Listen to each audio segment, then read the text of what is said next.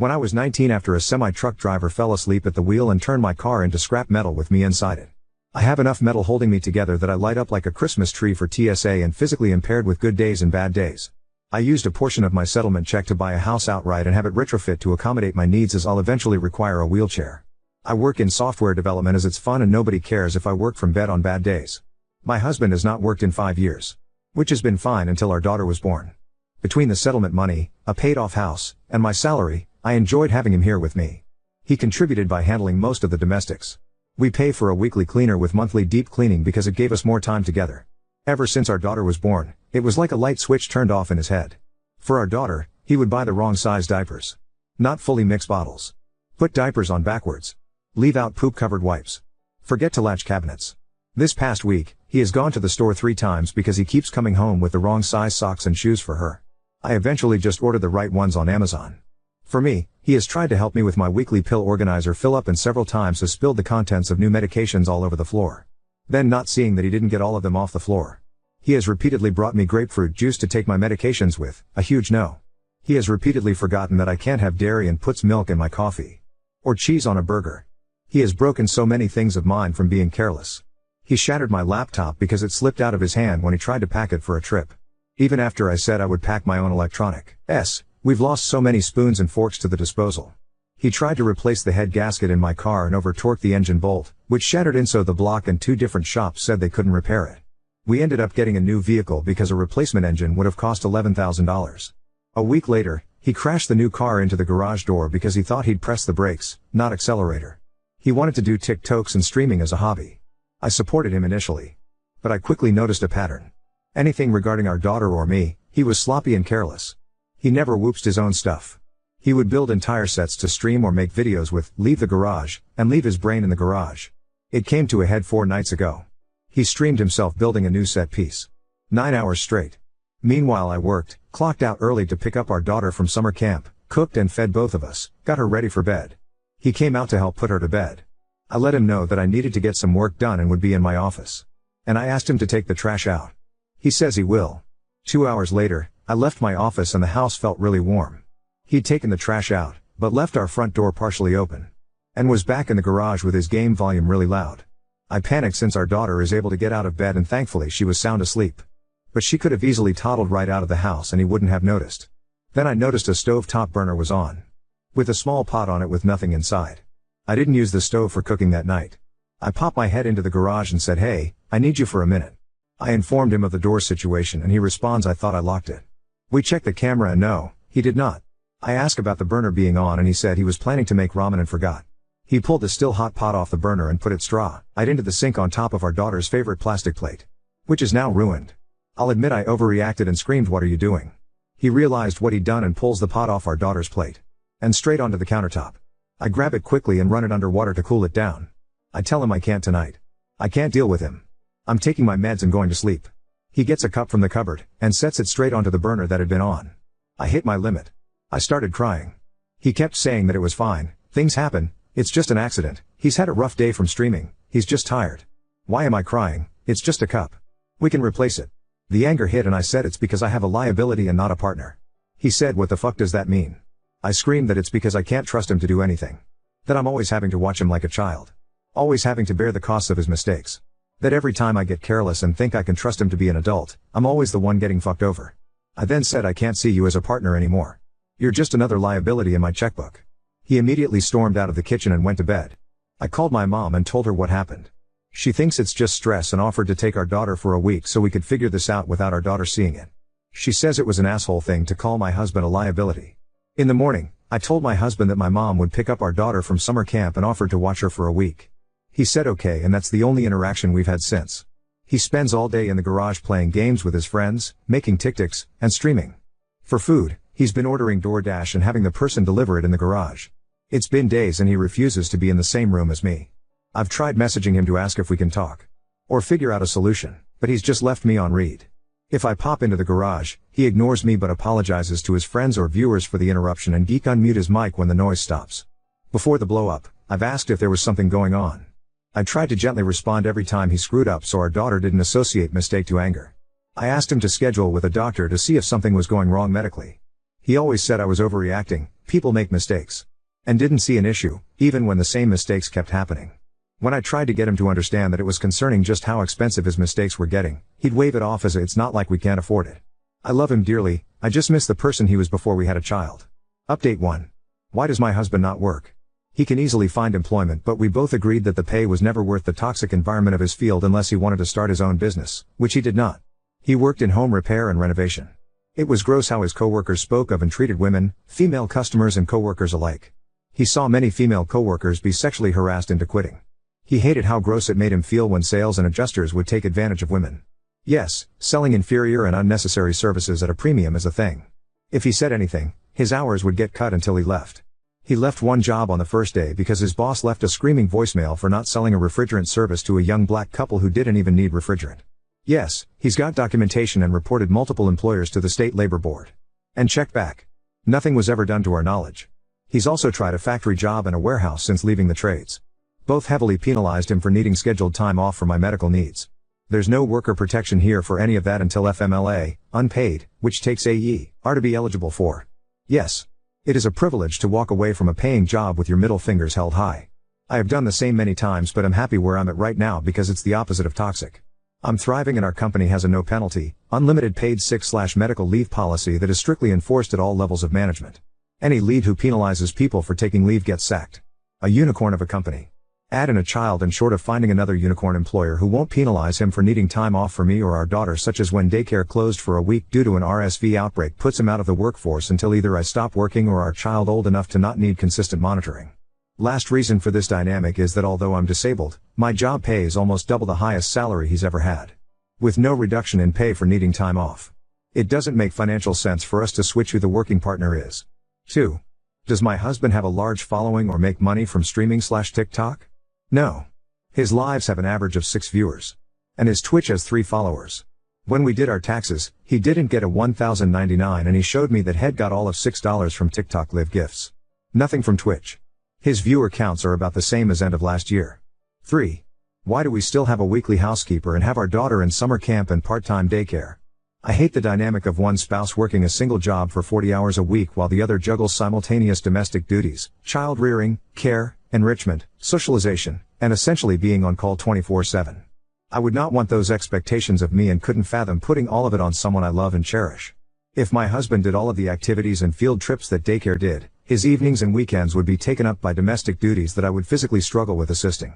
The weekly housekeeper helps prevent cleaning paralysis, where small missed things pile up into unwieldy monster tasks and struggling with where to start. The monthly deep clean and organization has been a world of self-care as we navigated to having an infant and the transition from infant to toddler. 4. The allowance thing. Yes. I wanted a dynamic where my husband had his own money even if he was not working a paying job. Maybe I've been on social media too long, but I've read so many stories of non-working spouses, albeit mostly women, being financially abused or unable to leave marriages because they did not have access to money they could save up in private. Should I have stopped it sooner when our dynamic became too unbalanced? Yes. I own that. 5. As for what happens if/when we divorce, the house and settlement balance is in a trust completely separated and as far as my lawyer can tell, out of his reach. Alimony would be up for a judge to decide, but between my documentation, that his licenses/certs aren't expired, plus my continual medical costs, Teresa a good chance of not being obligated.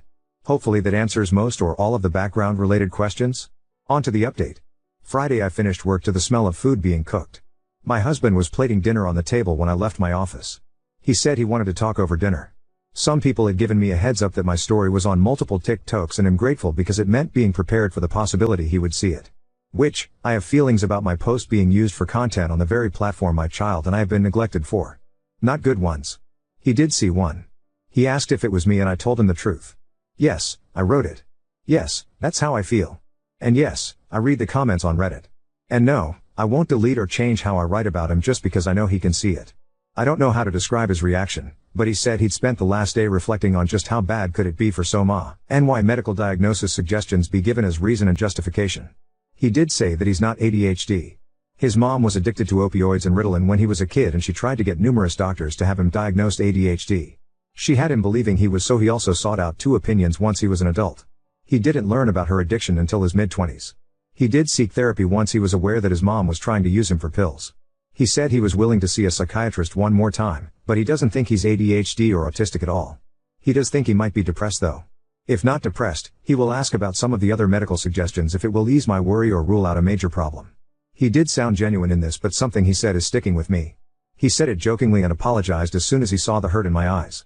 That everyone's saying there's something wrong and his brain must be onto something since he chose to love and marry someone medically fragile, knowing our life together would be anything but normal. He did also admit that the night he'd left the door open, the pot on, ruined our child's favorite dish, and a cup, he drank a little too much on his stream. And would monitor that more closely. He said the last few nights, he had been filling his wine bottle with grape juice so it looked like he was a jolly drinking Viking, but was actually sober. He said he would keep doing that. After dinner, we went out and he surprised me with seeing the new Deadpool movie. We didn't go to our normal theater because he looked up what each theater had for limited edition popcorn buckets. I now have the baby Deadpool one that holds popcorn and a drink. We spent the next day going over the extent of how our family dynamic changed for the worse. How the little things have added up. How I see change as a part of an apology. If you verbally apologize but repeatedly do the same thing, the apology words are worthless, to me. And that he didn't recognize just how frequently he was making the same/similar oopsies. Sunday, we spent talking over short and long term. What needs to change immediately, him scheduling his own doctor appointments. Timelines for expectations. He agreed that replacing or fixing things he caused will no longer come out of our expense account. He will pay it from his allowance account. Which we talked about. I did turn deposits back on, but only for $50 per paycheck. He suggested we keep it that way until he's paid back the cost of repairing the garage and car from earlier this year. He said it will take him far longer to undo the cost of destroying the engine to my last vehicle, but that he's going to step up and find ways to make it right. Just so you know. Yes. I see the red flags. Love bombing. Not knowing how frequently despite repeated talks. Thinking verbal apologies are the final step in apologizing and not understanding that repeatedly doing the same problem thing is the same as never apologizing. And yes, I know he will read this. Do I actually think this is resolved and we will come out of this as a perfect married couple who stays together until one of us croaks? Not really. Full offense to husband, for now. Is it a potential resolution? Maybe. But my husband is fully aware that he has a lot to make up for, a lot to fix, and a tight schedule to make it happen. And that the lesson for our daughter, later in life, is either going to be taking real accountability can steer a wayward ship back to course, taking accountability is the right thing to do, even if you don't get the result you wanted, or love alone isn't enough. Now on to second story. Exposed my niece's engagement to a man twice her age at our family gathering, now everyone's attacking me for ruining her happiness. I, 33 male, have a pretty big age difference with my brother, 44 meters. He had a child at 25, which means that I became an uncle at 14. Because we were pretty close in age, I formed a special bond with my niece, Ella, now 18F. When she was 16, my brother and his family moved away, so I've been seeing them less recently, but we keep in touch and catch up at family events. Last year, at Christmas, my niece told me that she had a boyfriend and told me a bit about him, but I didn't know the guy. He was invited for Easter and a couple of other events, but was never able to make it. When we were planning our mother's birthday, my brother decided to invite Ella's boyfriend so that we could all meet him. Yesterday was the birthday. I was looking forward to meeting Mark, Ella's boyfriend, but was very confused when I saw her walk in with a man that looked double her age. Spoiler alert, he is. She introduced him to me, and I politely smiled but was deep down very concerned. I went to my brother to ask how old Mark was and he told me that Mark is 36, so literally double Ella's age. She had told me that he was a bit older, but I assumed like early to mid-20s, not almost 40. That's when they called us in the living room to share exciting news. Ella showed us a ring and revealed that they were engaged. I just said what the fuck and everyone turned around and looked at me like I was crazy. I told them that they were out of their minds if they thought this was normal, that there was no world in which a 30-something should date an 18-yo, and that she shouldn't be getting married. All of them accused me of ruining Ella's happiness. Some even said that I was jealous of Mark, which is so fucking disgusting I can't even explain it. I mean, I'm younger than Mark, but never in a million years would I ever consider dating someone younger than 25. They told me that it was perfectly legal as they were both adults, which isn't true because they've been dating for a year and Ella turned 18 7 months ago, and that if they were happy that's all that matters. I told them that they were sick for allowing this and that he was a predator, but they wouldn't listen. I know this isn't my business, but I can't help but fear for Ella. She is young and doesn't really know what she's getting into.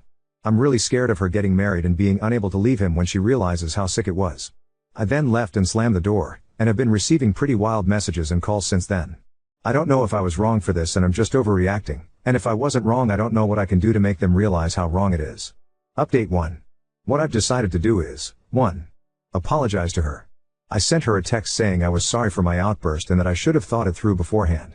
I told her that I never wanted to make her feel like I didn't want her to be happy, and that I loved her very much and had her best interests in mind. 2. Ask her if we could talk about this. I asked if she would be okay and free to hang out and maybe get coffee this week to talk about all of this with a clear head. I really want to try and get her to see why it's weird and that maybe marrying him is not a great choice. 3. Explain myself to my brother. I sent him a text saying that I was sorry for the way I said it, but that I still thought that it needed to be said. I explained to him why I think Mark is a predator and this relationship could have a very negative and damaging impact on Ella. I'm still waiting on their replies. I'll update when they reply, or when I see Ella, if she accepts, depending on how long it would take. In the meantime, I really want to thank everyone who gave me advice and was constructive, and really tried to help my niece out of this situation. Update 2. Ella replied and told me she agreed to meet with me and talk. I just came back from seeing her. Here's how it went. She asked me what I wanted to tell her and I started explaining that I didn't think her relationship was very healthy, and that no older guy should want to date a teenager. I told her that she was an incredible wom, and so I wasn't saying it was weird that someone would want to marry her, but that guys my age normally shouldn't even look at a teenager. She wasn't convinced and said that sometimes it's true but sometimes it's okay. I asked her how she would feel if I told her that someone born today could be her future partner, and she said it felt really weird. I also asked her if she would consider dating someone younger than 15, and she said no. I could see her starting to realize that Mark maybe didn't have the best intentions. I also asked her if she knew about his previous relationship, and she said vaguely and just told me the girl's name. I asked her if she knew how old the girl was and she said she was 21. I also asked her if she knew that their relationships overlapped and she said that Mark always told her he was single since they met, but she kind of felt like that wasn't true. I told her that since his previous girlfriend was also significantly younger it seemed like he had a thing for younger girls, which is kind of weird. After discussing that, she told me a bit more about her relationship. She told me she was starting to feel weird about it because of Mark's recent behavior. I asked what she meant and she said that he had been flirting with a lot of girls, who were all also younger, including some of Ella's friends. When she confronted him he sort of gaslit her into thinking it wasn't flirting. He was also making a lot of comments about having children with Ella and how cute it would be to see her raise them. She told me she was absolutely not ready for that and also wanted to go to college and work and not be a som.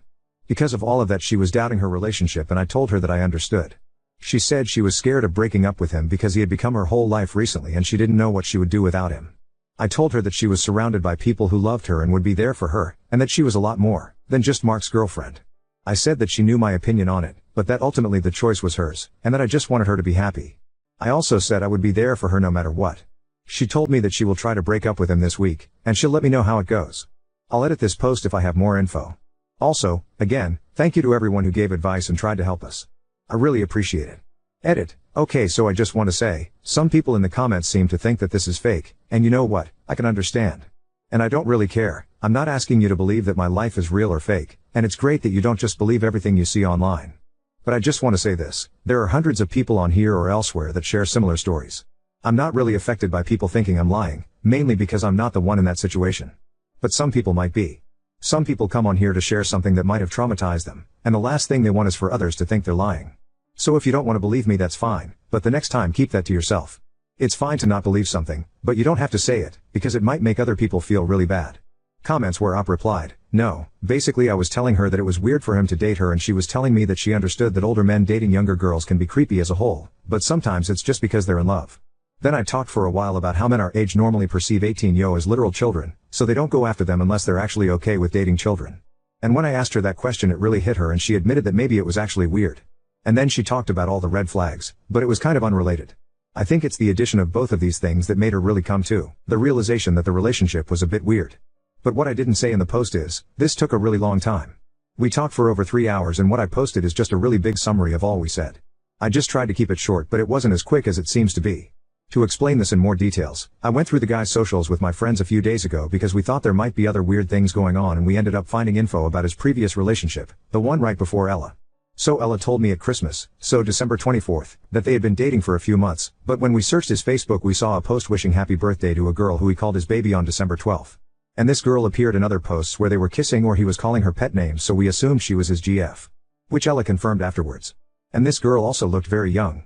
He at one point wrote something about her and said as soon as you're done with college, so we knew she was in college. And she looked between 20 and 25. And Ella then confirmed that she was 21. But yeah, basically it seemed like he was still with his ex while dating Ella, so I asked her if she knew about that. I also didn't think she would understand, but I think the many red flags she has been seeing in Mark recently contributed to that a lot. Were you ever loved if you think looking out for your younger relative makes you creepy? Didn't you have family members that were there for you growing up?